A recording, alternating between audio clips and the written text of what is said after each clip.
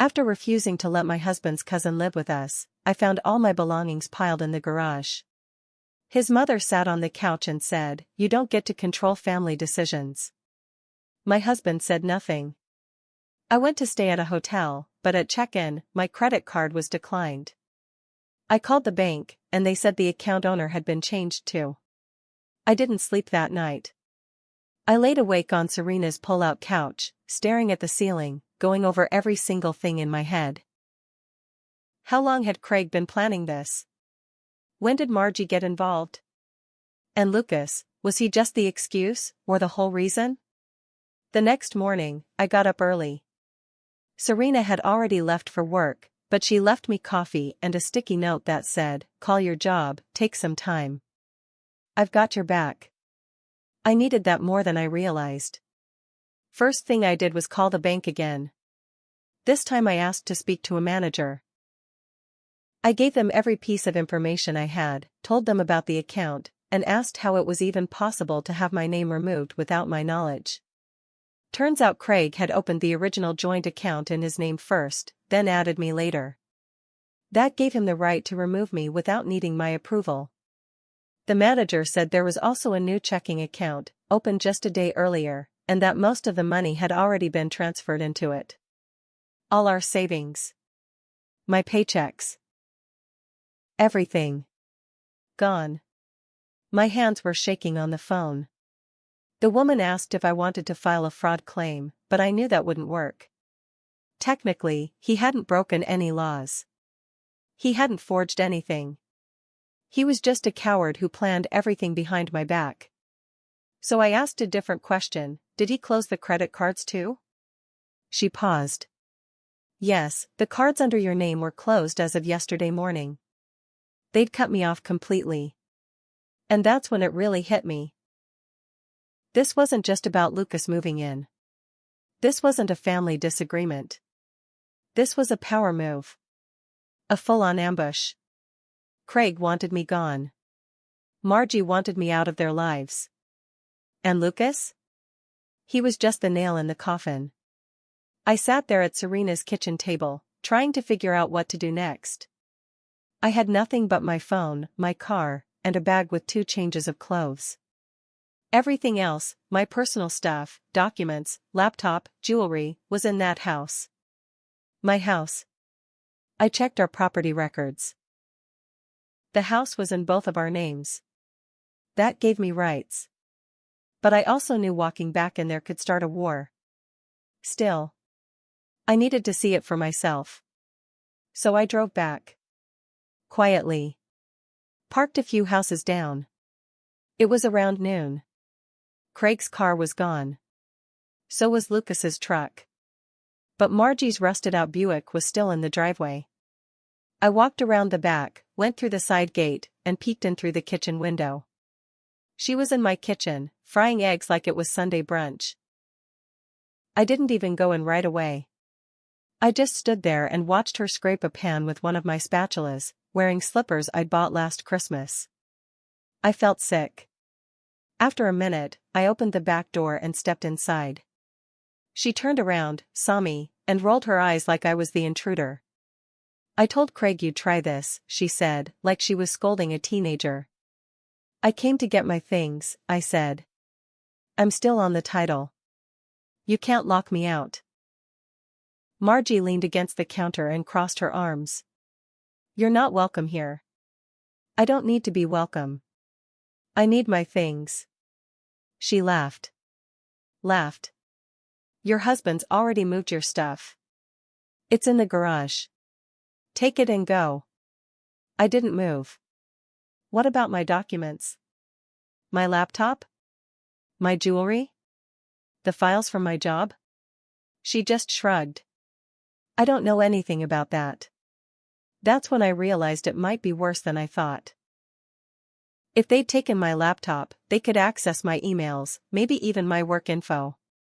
And if they found my birth certificate, social security card, anything, they could do real damage. I pushed past her and went to the garage. It was worse than before. Everything was piled like junk. Boxes torn open. Some clothes stuffed in trash bags. A few of my makeup bags were just dumped out on the floor. My laptop was gone. So was my file box with my tax returns and paperwork. That's when I felt it. This wasn't just about getting me out of the house.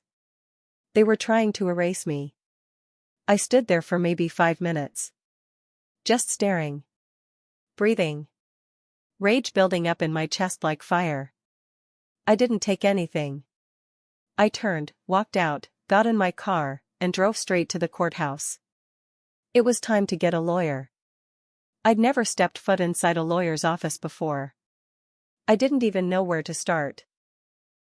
But after calling around all afternoon, I finally found a family law attorney named Nancy Boone who had time to see me the next morning. Her office was in a small brick building next to a dentist's office on the east side of Louisville. Nothing fancy, but clean. Professional. She greeted me herself, no assistant or receptionist, and when we sat down in her office, I let it all spill out. I told her everything. About Craig. About Lucas. About Margie. About the bank account and my name being taken off. About the house. The stuff in the garage. The credit cards. Even the part where Margie looked me in the eye and said, "You don't get to control family decisions." Nancy didn't say much at first. She just listened. Took notes. Then she asked, "Do you want out, or do you want to fight?" I looked her dead in the eye. "I want to fight." That's when she leaned forward, her face serious. "Then we start today." And we did. First, she had me freeze my credit. Then we filed an emergency motion for a temporary restraining order against Craig, Lucas, and Margie. She said we could argue that I was being forced out of my home under intimidation and that my personal belongings were being tampered with. Next, we filed a motion for exclusive use of the marital residence, since I had been locked out and had nowhere else to go. The court date would be in a week. In the meantime, Nancy told me not to go back to the house. No contact. Let the paperwork do the talking. But of course, they didn't follow the same rules. 2 nights later, I was still at Serena's. She was out on a date, and I was alone watching TV when my phone started blowing up. Unknown number. I didn't answer the first 2 calls. But the third one? I picked up. It was Lucas. "Hey, just letting you know you can stop playing the victim now," he said. "You're not coming back. Craig doesn't want you. You lost." I didn't say anything. I just let him talk. "You could have just been cool," he went on. "But you wanted to act all high and mighty. You think you're better than us?" Then he laughed. "Oh, and I've been reading through your laptop. You should probably change your passwords, by the way. Some of your emails are real interesting." I hung up. My heart was pounding. I felt cold all over. I grabbed my keys and drove to the police station. They said since the house was technically still Craig's, it would be hard to prove anything without a court order. But I showed them the motion we'd filed and a police report Nancy had helped me prepare. That made them take it more seriously. They said if he tried to use anything off my laptop or mess with my accounts, I could file a cyber harassment complaint. That was something. Not enough, but something. When I told Nancy, she was furious. She sent Craig's lawyer a warning letter that same night. She also filed a petition for spousal support, because now that I was locked out and had no access to our funds, I was legally entitled to it. That must have lit a fire. Because 2 days later, something else happened. I got a call from my old coworker Melissa. She said someone from my household had called my office pretending to be me and asked for copies of my employment forms and paycheck stubs. They wanted my income info. My job details. Everything. "Are you sure it wasn't you?" she asked. "I swear to God, Melissa, it wasn't me." She told me HR flagged it, didn't send anything, and was planning to report it. That's when I realized they weren't just kicking me out. They were trying to financially destroy me. Craig was building a case. Probably trying to claim I didn't contribute enough to the house. That I didn't deserve a dime. And if they got my income records and personal info? They'd try to spin the whole thing. I was furious. I felt violated. And I was scared. But I wasn't backing down. So I got to work. I went back through every text, email, and receipt I had from the last 5 years. Every payment I'd made. Every purchase.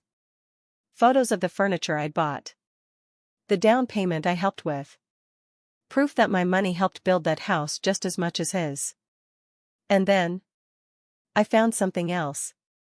An old text thread from 2 years ago. Craig had taken out a personal loan. $15,000. He told me it was to consolidate debt. But buried in my phone was a screenshot he'd sent, showing the money going into a completely separate bank account. I never saw that money again. That's when I realized, this didn't start with Lucas. Or Margie. This had been building for years. Craig was always going to do this. Lucas just gave him a reason. And I was finally ready to fight back, with everything I had. The day before our court hearing, I was sitting in Nancy's office going over the paperwork again. We had everything lined up. Proof of my income. Proof I paid into the mortgage. Screenshots of Craig's shady $15,000 loan and text showing he never paid it back. Even the message from Melissa at my job, showing Craig or someone close to him tried to impersonate me. But then Nancy looked up from her laptop and said, "You should see this." She turned her screen toward me. It was a post from Facebook. Margie. She had made a public post, like a full, long-winded rant, about how I was the one who abandoned Craig. How I ran off with another man and tried to leave poor Lucas homeless, and how I was now spreading lies to steal from her son. And then, she tagged my boss's Facebook page. Not my workplace, the actual person. My boss, Alan. I froze. Nancy's face got tight. This is defamation. She's trying to ruin your reputation before the hearing. But I knew what this was. They were trying to make me look like the crazy wife who was spiraling. If my job got involved, if Alan started questioning my behavior or doubting me, they'd win. They wanted to break me down before I could even stand up for myself. I texted Alan immediately. I told him the situation in plain words. To his credit, he responded almost right away. "Alan, don't worry. I saw it. We've already flagged it. HR is documenting everything. Just handle what you need to handle. You still have a job here." That was a huge relief. But it also lit another fire in me. They weren't just coming for my home. They were coming for my entire life. And it got worse. That night, I was at Serena's when she came rushing into the living room with her phone in her hand. "You need to see this." It was a video. Posted on a Facebook group Margie was active in, some local neighborhood group filled with busybodies and drama addicts. The video was of me. From months ago. In our backyard. Arguing with Craig. It was dark. Grainy. But clear enough to hear parts of what I was saying. Me, "I don't care what your mom says, Craig, I'm your wife. She doesn't get to run our lives." Craig's voice, "You're overreacting." Me again, "No, I'm done with this. I've had enough. I swear to God, one day I'm going to snap." Margie had taken that clip and captioned it, "Proof she's violent." She threatened my son. I feared for my safety. It had over 300 comments. People calling me unstable. Crazy. One woman said, "She looks like the kind who fakes abuse." Someone else tagged my name and wrote, "I hope she doesn't work with kids or patients." I was shaking with rage. Serena looked at me and said, "We need to hit back. Now." So I called Nancy. Told her everything. She didn't even hesitate. "We file a motion to introduce all of this in court." They want to bring public opinion into this? Fine. Let's bring it into the courtroom. She added the Facebook post. The impersonation attempt. The slander. The video, and the fact it was secretly recorded on private property without my consent. She also added a harassment claim. Then Nancy said something I didn't expect. We might want to consider digging into Lucas's parole situation. I blinked. What do you mean? She smirked. He's a convicted felon. He's living in your house. Let's make sure he's not violating any conditions. It hadn't even crossed my mind. But now? That became my new focus. I spent the rest of that night on the state's offender registry, checking parole records, looking up Lucas's case. Serena helped me dig through old court listings, and then we found it. Lucas wasn't just on parole, he was on supervised parole. That meant mandatory check-ins, drug testing, and one big restriction: no residence near minors or schools. Guess what? Our house was 2 blocks from an elementary school. I printed everything. Every court record. Every parole guideline. The address listings. All of it. Because if Lucas was violating his parole, and Craig knowingly allowed it, the whole thing could blow wide open. That's when I got a text from an unknown number. You don't know who you're messing with. Stay away from Lucas, or you'll regret it. That was it. They wanted war? They just got one. The court hearing was set for 9 a.m. sharp on a Wednesday. I wore the only professional clothes I still had. Thank God Serena had saved one of my suits from a dry cleaning trip we never made. I sat next to Nancy in the front row of that family courtroom, and across from me sat Craig in a wrinkled button-down shirt, Margie in a thick beige sweater like she was going to a funeral, and Lucas, sitting there like he didn't have a record longer than my leg. Craig wouldn't even look at me. Good. Because if he had, he'd have seen everything he destroyed in my eyes, and what was coming for him. The judge came in. We sat, and it began. Nancy started strong. She walked the court through everything: how I was locked out of my home, my name illegally removed from financial accounts, my credit ruined, my belongings stuffed into trash bags. She showed the Facebook posts, the harassment, the impersonation attempt with my workplace, and most importantly, the parole violation.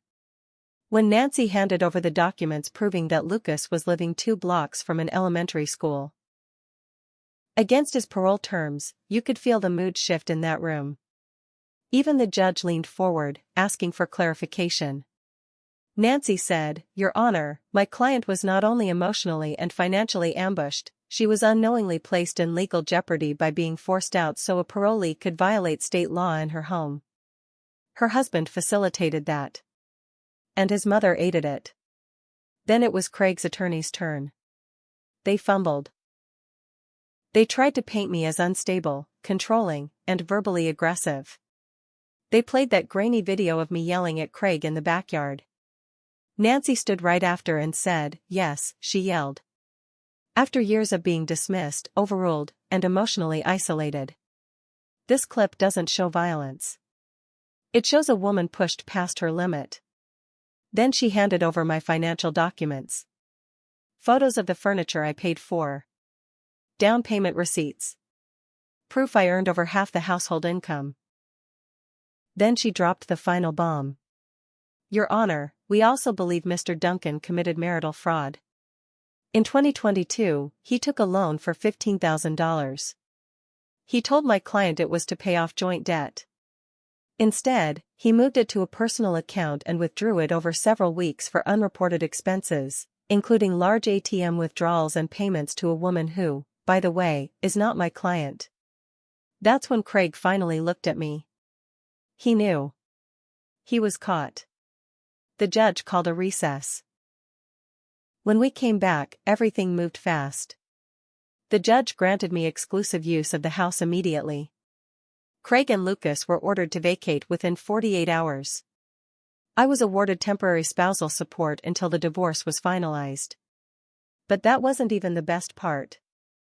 The judge reviewed the parole documents and, right there on the record, ordered them to be forwarded to the Kentucky Division of Probation and Parole. Lucas got arrested that same afternoon. Turns out he'd failed 2 prior check-ins.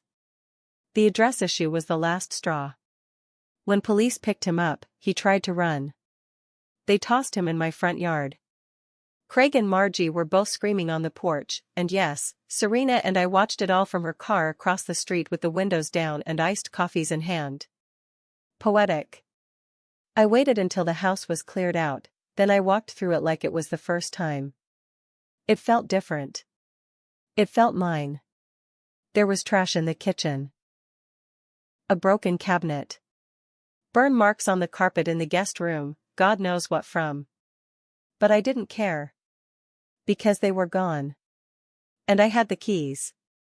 2 months later, Craig tried to file for 50-50 asset division. Nancy shut it down. With all the evidence we submitted, and once the fraud investigation began, Craig started getting nervous. His lawyer dropped him after Craig couldn't pay. Margie tried to stir up more drama online, but nobody listened anymore. Turned out, she was being investigated for online harassment. One of her victims, someone she'd falsely accused of abuse in another post, filed a civil suit. As for me? I got the house. I got half the retirement account Craig thought I didn't know about, because Nancy's forensic accountant did know about it. I got my credit rebuilt, got new locks, and got a dog. A big one. Named him Justice. And yeah, I went to therapy. I needed it. Because I'd spent years being quiet to keep the peace. I let little things slide. I ignored warning signs. I kept trying to be the cool wife who didn't want to rock the boat. But never again. I won't say I came out of this clean. I came out bruised, tired, raw. But I came out awake.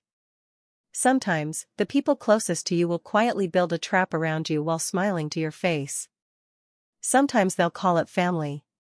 But once you see the truth, once you finally fight back, they can't take your peace again. And if they try? They end up in handcuffs, screaming in the yard, while you sip your iced coffee and watch from the car.